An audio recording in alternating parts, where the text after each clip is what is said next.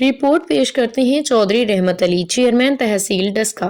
اسلام آباد۔ وزیر اعظم محمد شہباز شریف ملائیشیا کے 2 روزہ سرکاری دورہ پہ کوالالمپور کے لیے روانہ ہو گئے۔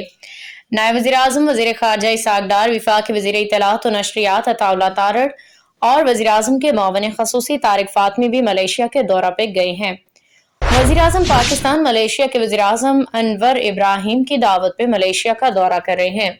وزیر اعظم اپنے دورے کے دوران ملائیشیا کے وزیر اعظم سے ملاقات کریں گے، جبکہ دونوں ممالک کے درمیان وفود کی سطح پہ بھی بات چیت ہوگی۔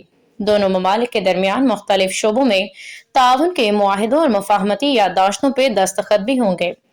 پاکستان اور ملائیشیا کے وزرائے اعظم تجارت، I T, tele com, Hilal industry, سرمایہ کاری، تعلیم، توانائی، انفراسٹرکچر اور ڈیجیٹل معیشت میں دو طرفہ تعاون کو بڑھانے پہ بھی غور کریں گے۔